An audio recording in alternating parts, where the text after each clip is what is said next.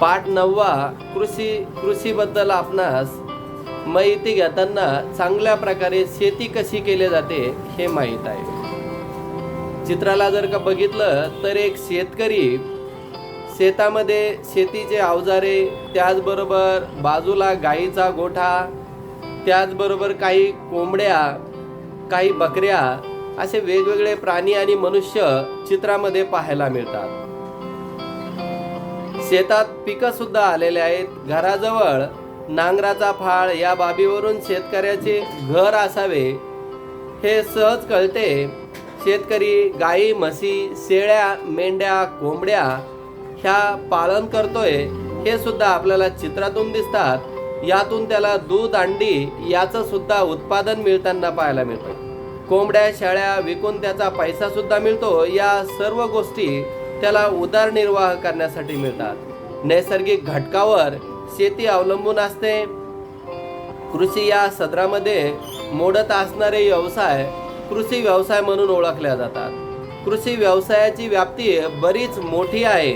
अन्न, धान्य, वस्त्र, निवारा आदी गरजा, त्याचबरोबर वनस्पती, प्राणी यांचा उपयोग, शेतातील पिकांच्या उत्पन्नाबरोबर गुरांचा म्हणजेच शेळ्या, मेंढ्या, कोंबड्या पाळणे हा देखील एक जोड व्यवसाय आहे. रेशमांचे किडे, मधमाशा पालन, फुलबाग, फळबाग, मत्स्यपालन, वराहपालन, यमुपालन इत्यादी सुद्धा गोष्टींचा शेतीमध्ये समावेश केला जातो. शेतकरी वेगवेगळे जोड उद्योग करून आपला उदरनिर्वाह करत असतो.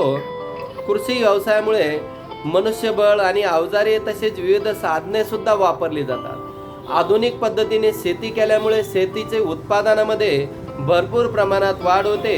कृषी व्यवसायामध्ये शेती हा प्रमुख व्यवसाय मानला जातो आणि याच्या उत्पादनाच्या सहाय्यातून मोबदल्यामध्ये मार्केटमध्ये विकून आपला उदरनिर्वाह केला जातो.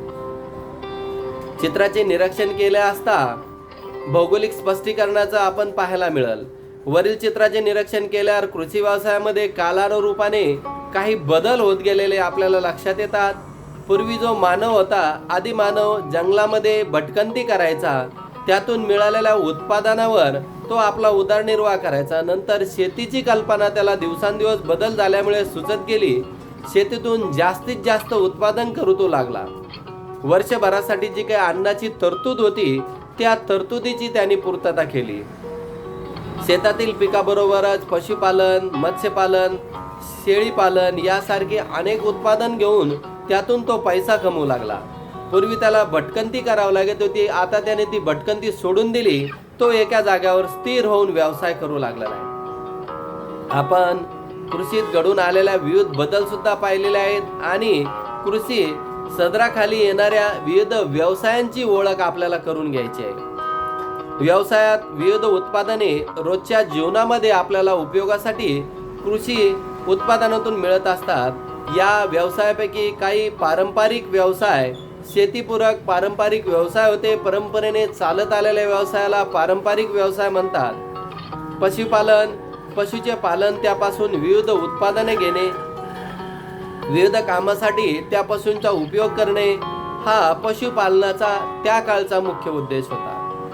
गुरे पालनामध्ये गाय, म्हैस, बैल, रेडा या जनावरांचे पालन केले जायचे आणि त्यांच्यापासून दूध, काही उत्पादनाचे साधन व शेतीविषयक काम सुद्धा त्यांच्याकडून केले जात. मिश्र शेतीचा अविभाज्य भाग म्हणून आधुनिक व्यापारामध्ये सुद्धा कृषींचा फार उपयोग होतो.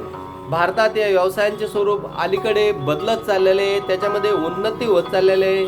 व्यापारी तत्वावर पशुपालन, मत्स्यपालन, कोंबडी पालन असे व्यवसाय केले जातात. शेळीपालन आणि मेंढी पालन हे सुद्धा एक व्यवसायच आहे.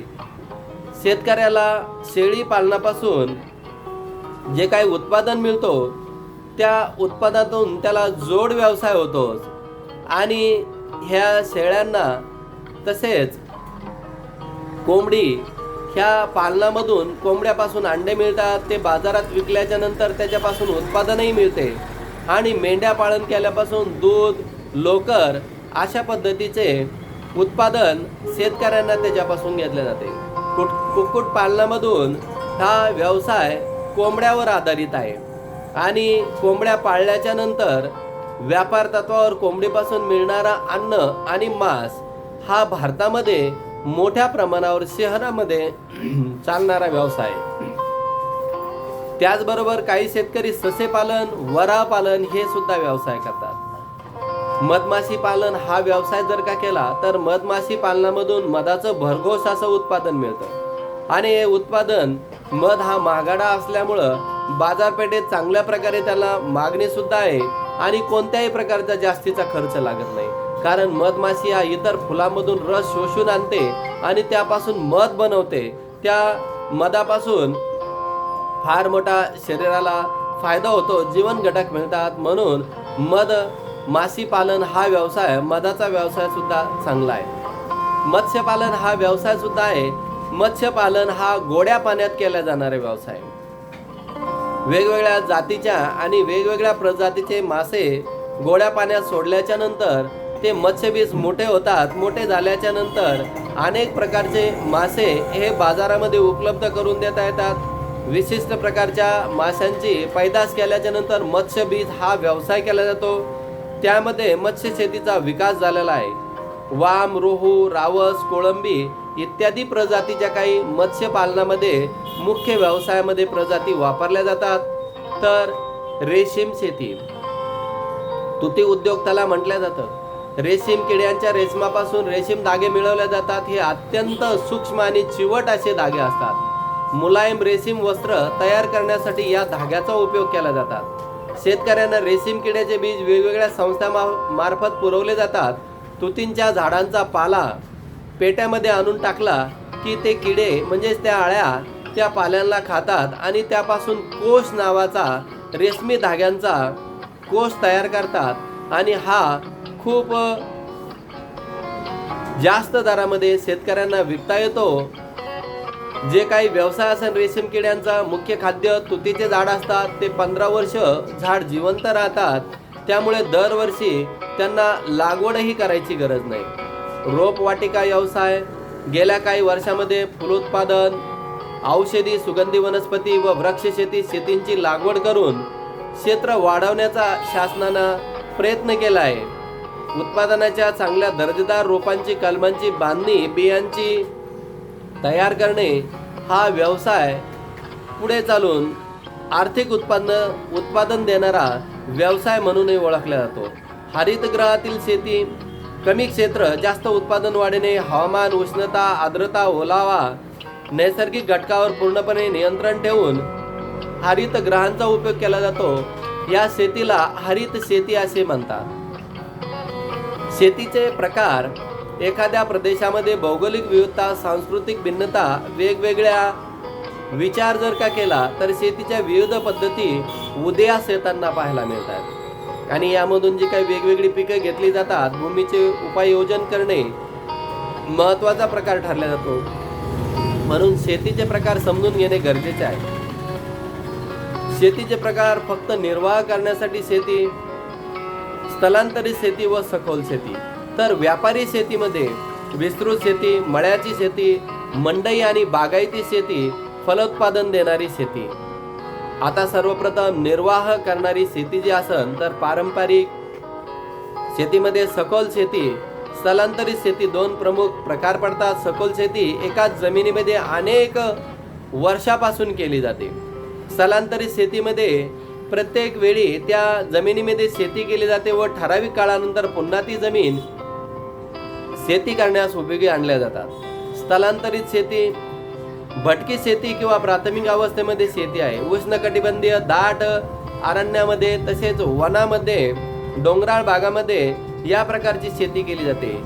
शेती करण्यासाठी प्रथम शेतकरी वनातील जमिनीची तुकड्यांची निवड करत असतो. तो जमिनीचा तुकडा योग्य आहे, झाडे झुडपे गवत कापतो, जमीन मोकळी करतो, कापलेले झाडे वाळल्यानंतर ती जाळतो. त्यानंतर शिल्लक राहिलेली राख खत म्हणून मृदेमध्ये मिसळली जाते. पावसाळ्यापूर्वी पेरणी करतो आणि उत्पादन घेतो. यातून मिळणारी अन्नाची गरज भागवण्यास पुरेसे नसते. त्यामुळे शिकार, मासेमारी, जंगलातील फळे आणि कंदमुळे गोळा करणे अशा सुद्धा काही गोष्टी कराव्या लागतात. पडीक कालावधी दीर्घ असतो. जमिनीचे उत्पादन क्षमता कमी झाल्यावर 2-3 वर्षानंतर शेतीसाठी दुसरी जागा निवडावी लागते, म्हणजे स्थलांतर करणारी शेती भटकी शेती म्हणून असं ओळखल्या जातं. व्यापाराच्या दृष्टिकोनातून केल्या जाणाऱ्या शेतीला व्यापारी शेती म्हणतात. व्यापारी शेतीमध्ये विस्तृत धान्य शेती, मळ्यांची शेती 2 प्रमुख प्रकार आहेत. या प्रकारामध्ये उत्पादन महत्वाचे व्यापारी तत्वावर घेतले जातात. विस्तृत शेती, शेतीचे क्षेत्र 200 हेक्टर किंवा अधिक असते त्याला विस्तृत शेती म्हणतात. मोठे शेती क्षेत्र विरळ लोकसंख्यामुळे शेती यंत्राच्या साहाय्याने केली जाते. नांगरणीसाठी ट्रॅक्टर, धान्य काढण्यासाठी मळणी यंत्र, जंतुनाशके फवारण्यासाठी हेलिकॉप्टर किंवा विमानाचा सुद्धा उपयोग केला जातो. एक पीक पद्धती या शेतीचे ठळक वैशिष्ट्ये गहू किंवा मका याशिवाय बार्ली, ओटस, सोयाबीन हे पिकही काही प्रमाणात आलटून पालटून घेतले जातात. या शेतीसाठी मोठे भांडवल व गुंतवणूक करावी लागते. उदाहरणार्थ यंत्र खरेदी, खते, कीटकनाशके खरेदी, गोदामे, वाहतूक यासाठी मोठ्या प्रमाणावर भांडवलही लागतं. आवर्षण, कीटकनाशकांचा प्रादुर्भाव जसे टोळधाड तसेच बाजारातील उतार चढाव या समस्यांना विस्तृत प्रकारे तोंड द्यावे लागतं. समशीतोष्ण आणि गवताळ प्रदेशामध्ये सुद्धा काही शेती केली जाते. तर मळ्यांची शेती, शेतीचे क्षेत्र 40 हेक्टरने अधिक. शेतीचे क्षेत्र डोंगर उतार असल्याने यंत्राचा वापर फारसा करता येत नाही, त्यामुळे शेती स्थानिक मनुष्यबळांचे महत्त्व असते. प्रदेशातील भौगोलिक स्थिती ज्या पिकास पोषक असते त्या पिकाची लागवड केल्या जाते. ही सुद्धा एक पीक पद्धती म्हणून ओळखल्या जाते. या प्रकारच्या शेतीमध्ये अन्नधान्याचे उत्पादन होत नाही, केवळ व्यापारी व पिकांचेच उत्पादन जसे की चहा, कॉफी, रबर, कोक, मसाल्यांचे पदार्थ यांना मळ्यांची शेती म्हणून ओळखले जाते. या प्रकारच्या शेतीची सुरुवात व विस्तार विशेषतः वसाहत काळामध्ये झाला. बहुतांशी मळ्यांची शेती हे उष्णकटिबंधात केली जाते. दीर्घकाळ पिके शास्त्रशुद्ध पद्धतीवर अवलंबून उत्पादन क्षमता इत्यादी यामुळे शेतीत काही भांडवल व गुंतवणूक करावी लागते. मळ्यांच्या शेतीसोबत हवामान, मनुष्यबळ, रास, आर्थिक व्यवस्थापन इत्यादी समस्यांना सुद्धा तोंड द्यावे लागते. या प्रकारची शेती भारतासह दक्षिण आशियातील देश, आफ्रिका, दक्षिण मध्य अमेरिका या देशातही केल्या जाते. तर मंडई आणि बागायती शेती. मंडई आणि बागायती शेती शेतीचा आणखीन एक आधुनिक प्रकार आहे. शेती प्रकार नागरीकरण, त्यामुळे तयार झालेल्या बाजारपेठेमुळे निर्माण होणाऱ्या शहरी लोकांच्या मागणीमुळे निर्माण होणाऱ्या समस्या, बाजारपेठ ओळखून ती मागणी पूर्ण करण्यासाठी शेतकरी शहराच्या भागामध्ये भाजीपाला व इतर पदार्थ पिकवतात. मागणी तसा पुरवठा. अर्थशास्त्राच्या नियमानुसार हा बागायती प्रकार भारतातील भाजीपाल्याची मागणी पूर्ण करत असतो. यालाच मंडई शेती असे म्हणतात. शेतीचा आकार लहान असतो. जलसिंचन व सेंद्रिय रासायनिक खतांचा वापर, कमी भांडवल, मनुष्यबळ, बाजारपेठेची सुविधा व मागणी, विज्ञान, तंत्रज्ञान इत्यादी बाबींचा यामध्ये समावेश होत असतो. वाहतुकीच्या सोयीवर अवलंबून असते. जलद वाहतूक जर का झाली तर मंडीपर्यंत पटकन आपला भाजीपाला नेता येतो आणि चांगले दाम आपणास मिळू शकते. फलोत्पादन व फळशेती, त्याचबरोबर त्याला जोडधंदा म्हणून फुलशेती सुद्धा केली जातात. मंडईमध्ये फळांना फार प्रमाणात मागणी असते. वेगवेगळ्या प्रकारचे जे काही फळं असन, लिंबू आहे, आंबा आहे, संत्रे आहे, टोमॅटो आहे, असे भाजीपाल्यासोबत वेगवेगळे पदार्थ, त्याचबरोबर फुले आपण जर बाजारपेठेपर्यंत जर उत्पादन दिलं तर आंबा, सीताफळ, द्राक्ष, डाळिंब, ड्रॅगन, चेरी, संत्री, स्ट्रॉबेरी, मलबेरी, देशी विदेशी असे वेगवेगळ्या प्रकारचे फळं आपल्याला पाहायला मिळतात. तर महाबळेश्वर, पाचगणी, पुणे, नागपूर, जळगाव इत्यादी ठिकाणचे काही उत्पादन असे आहेत की ते उत्पादन फार प्रसिद्ध. जळगावची केळी आहे, नागपूरचे संत्रे आहे. आज त्यांना भरपूर प्रमाणामध्ये मागणी केल्या जाते.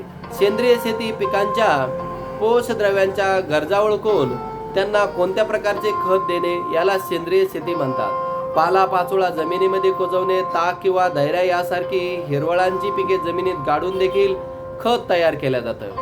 शेणखत आणि कंपोस्ट खतांचा आपण चांगल्या प्रकारे उपयोग केल्याने उत्पादन चांगले होते. ओल्या कचऱ्यापासून गांडूळ खत निर्मिती केल्या जाते. ह्या खतापासून जी काही जमिनीची पोत आणि मालांचा जो दर्जा असेल तो उंचावला जातो. कीड नियंत्रणासाठी वनस्पतीचे रोगजंतुके वापरता येतात. कडुलिंबाचा पाला वापरून आपण जर का त्याची फवारणी केली तर तो आपल्या पर्यावरणास कमी हानिकारक आणि उत्पादनास चांगला मानला जातो. कृषी पर्यटन, वेगवेगळे कृषी पर्यटन भरवले जातात. कृषी पर्यटनानुसार तेथे भेट देऊन कृषीविषयक उपयोगी असलेल्या घर, आहार, शेती, परिसर सर्वांचे कुतूहल, नाविन्य लोकांना असते. या कृषी पर्यटनामुळे शेतकऱ्यांना त्या गावालाही आर्थिक लाभ होत असतो. आपण जर का दुसऱ्या गावी जाऊन कृषी प्रदर्शन भरवलं तर तेथे आपल्याला वेगवेगळ्या प्रजातीचे फळे, फुले, भाज्या त्यांनी कशा पिकवल्यात त्याच्याबद्दल माहिती घेऊन आपणास त्याची प्रतवारी वाढवण्यासाठी, आपली शेती फुलवण्यासाठी सुद्धा उपयोग केला जातो. विपणन आणि व्यवस्थापन, शेती ज्यावेळेस आपण करत असतो तर त्यामध्ये विपणन व्यवस्था करणे हा फार गरजेचा महत्त्वाचा मुद्दा आहे. भारतातील शेती मोठ्या प्रमाणे विखुरलेली आहेत. सर्व शेतकरी संघटित नाहीत. शेतकरी आर्थिकदृष्ट्या दुर्बल असल्याने त्यांना एकमेकांना सहाय्य करणे, एकमेकांना मदत केल्यास शेती विकासामध्ये त्यांना मदत होईल. शेतातील बहुतांश माल नाशवंत असल्याने त्याची योग्य व्यवस्था लावण्यासाठी त्याच्यासाठी व्यवस्थापन गृह निर्माण करणे फार महत्त्वाचे असतात. शेतकरी संघटना, ग्राहक पेठ, सहकारी संस्था इत्यादींची मदत, त्यामुळे दलाल, मध्यस्थी इत्यादीकडून शेतकऱ्यांची होणारी पिळवणूक सुद्धा थांबवता येते. म्हणून शेतकऱ्यांनी संघटित होणे हे फार गरजेचे आहे. शेतकरी जर संघटित झाला तर त्याला चांगल्या प्रकारे बाजारपेठ मिळवून देता येते. दलाल लोकांचे जे काही धंदे असन, मध्यस्थी करणाऱ्या लोकांचे जे काही पैसा कमवण्याचे साधनं असन त्यांना आळा बसवला जाईल आणि शेतकऱ्याचा उत्पन्नाचा वाटा वाढवला जाईल. इस्रायल हा एक शेती उत्पादनाचा मुख्य निर्यातदार देश आहे. हा देश शेती तंत्रज्ञानात जगात पुढारलेला देश असून तेथील हवामान अर्ध्याहून अधिक क्षेत्रावर पसरलेले वाळवंट, पाण्याचे दुर्लक्ष अशा प्रतिकूल परिस्थितीत मात्र इस्रायलने आधुनिक शेतीमध्ये आपला नंबर पटकावला आहे आणि गरुड झेप घेतली आहे. त्यांनी चांगल्या प्रकारचे फलोत्पादन, शेतीविषयक धंदे, बाजारपेठ, सगळ्या यंत्र साहित्य अशा अनेक गोष्टीचा दर्जेदार उपयोग करून उत्पादनामध्ये वाढ कशी घेता येईल हे आपल्याला त्यांच्याकडून शिकण्यासारखी गोष्ट पाहायला मिळते.